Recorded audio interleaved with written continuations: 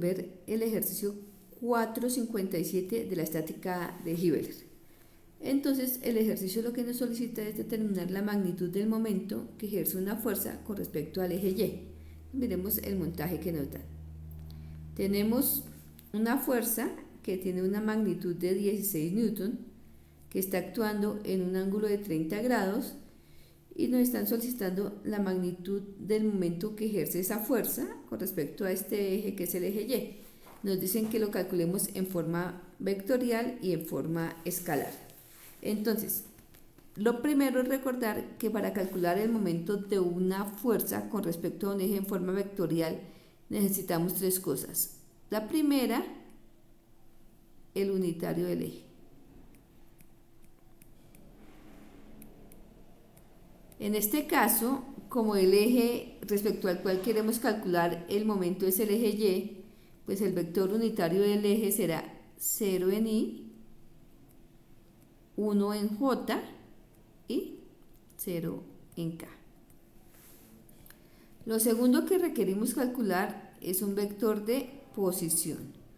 Un vector de posición que inicie en un punto sobre el eje, que en este caso por facilidad pues vamos a tomar el punto 0, 0, 0, y termine en un punto sobre la línea de acción de la fuerza, que necesariamente es este punto, que no tiene ninguna nomenclatura, donde está la mano aplicada. Entonces nosotros llamemos a ese punto el punto C, que es donde está la mano aplicada, la fuerza aplicada, perdón, y vamos a decir que nuestro vector de posición va a iniciar en un punto sobre el eje, que es nuestro punto O, nuestro punto 0, y va a terminar en el punto de aplicación de la fuerza, que en este caso es nuestro punto C.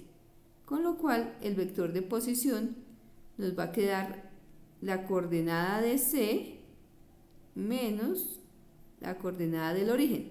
Como las coordenadas del origen son 0, 0, 0, entonces nuestro vector de posición va a ser igual a la coordenada de C.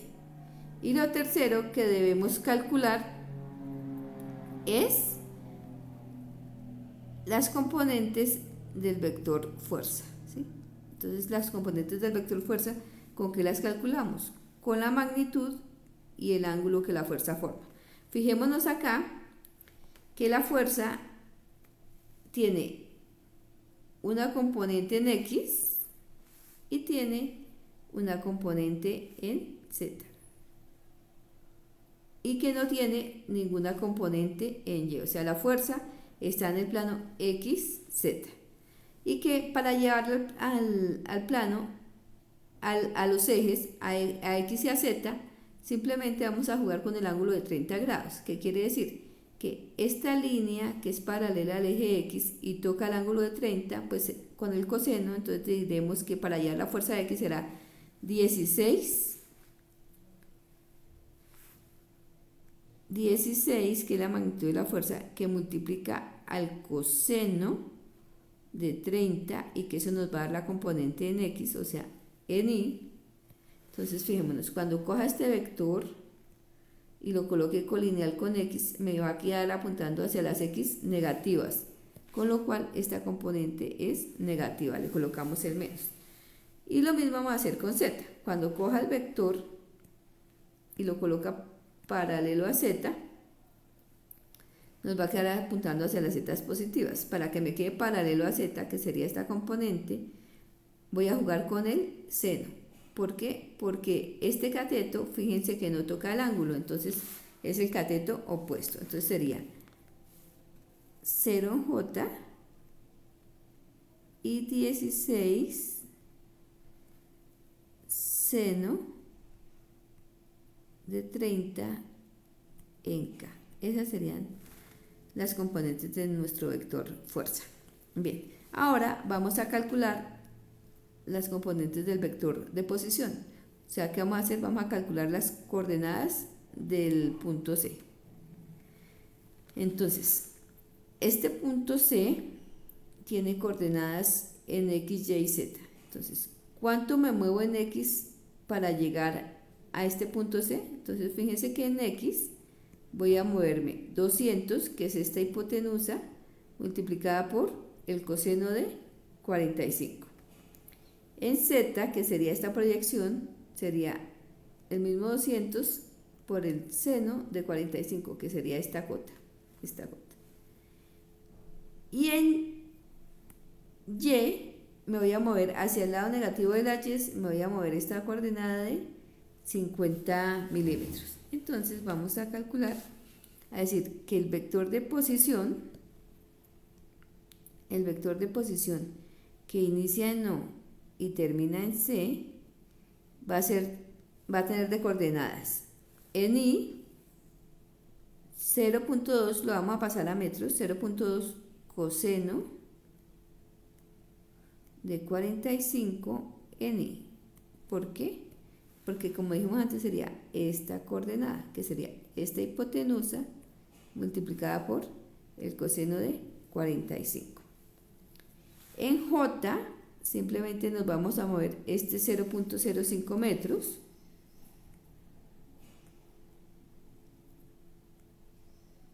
en J, y en K es esta cota, y esta cota es la hipotenusa, que es 200 por el seno de 45, pero fíjense que está en las K negativas, entonces vamos a decir que eso es menos 200, menos 0.2, perdón, porque estamos en metros, menos 0.2, que multiplica al seno de 45. Y así tendríamos las tres componentes para poder calcular el momento de la fuerza F con respecto al eje Y. Entonces, para calcular el momento de esta fuerza con respecto al eje Y, decíamos que necesitamos tres cosas. Primero, el unitario del eje. Como el eje es el eje Y, pues mi unitario es 0 en I, 1 en J y 0 en K. Lo segundo que necesito es un vector de posición que tiene unas características. Él inicia en un punto sobre el eje, que en este caso por facilidad escogimos el origen, que tiene coordenadas 0 en I, 0 en J y 0 en K, y termina en un punto sobre la línea de acción de la fuerza. Ese punto sería mi punto C. Entonces, el vector de posición sería C, que sería mi punto final, menos O, que sería el punto inicial. Como las coordenadas del origen son 0, 0, 0, pues me quedarían las coordenadas del punto C. Entonces, fijémonos que para llegar a C debo moverme esta distancia en X, y esta distancia en X es esta hipotenusa, que es 0.2 coseno de 45, y me muevo hacia el lado positivo. En Y, para llegar a C debo moverme esta distancia, que es 50 milímetros, pero me muevo en las Y negativas, entonces sería aquí menos 0.05 en J. Y para moverme en K, para llegar a este punto en K, sería esta coordenada sería 0.2 seno de 45, pero fijémonos nuevamente que esta coordenada está en las zetas negativas, por esta razón sería menos 0.2 seno de 45. Y lo último que necesito es la fuerza como un vector. Entonces fijémonos que nuestra fuerza que nos dan, que tiene 16 newton de magnitud, ella está en el plano X, porque esta línea es paralela a X, y en el plano Z, porque esta línea es paralela a Z. Fíjense que en Y no tienen ninguna componente.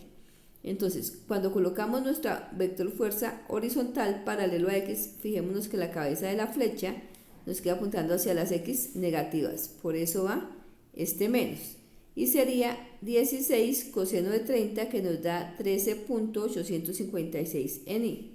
En J dijimos que no tenía componente, entonces nuestra componente en J es 0, y en K fijémonos que es esta parte, o sea que el vector me quedaría así, apuntando hacia las zetas positivas, y sería la magnitud del vector, que es 16 por el seno de 30, y eso me da 8. Entonces fíjense que ya tenemos las componentes de nuestra matriz, porque el momento de una fuerza con respecto a un eje se calcula usando el triple producto escalar. Con él vamos a jugar. Una vez tenemos las componentes del vector unitario, del vector de posición y del vector fuerza, vamos a plantear el triple producto escalar. Para ello nos vamos a valer de la álgebra lineal, que nos decía que debemos plantear un determinante donde el primer renglón es el unitario del eje, que es este vector que tenemos acá. El segundo renglón es el vector de posición, que es este vector. Fíjense que colocamos los términos con todo y el signo y lo incluimos en el determinante. Y el tercer renglón es el vector de la fuerza. Nuevamente incluimos los signos. Bien. El álgebra lineal nos decía, tenemos la primera columna más, la segunda columna menos y la tercera columna más. Para sacar la componente de x, eliminamos la primera columna y la primera fila, con lo cual nos quedaría que es 0, multiplica 0.05 por 8, menos 0.141 por 0. Con este 0, este producto se me anula. Bien, ahora vamos con el menos 1, que es el que tenemos acá, menos 1.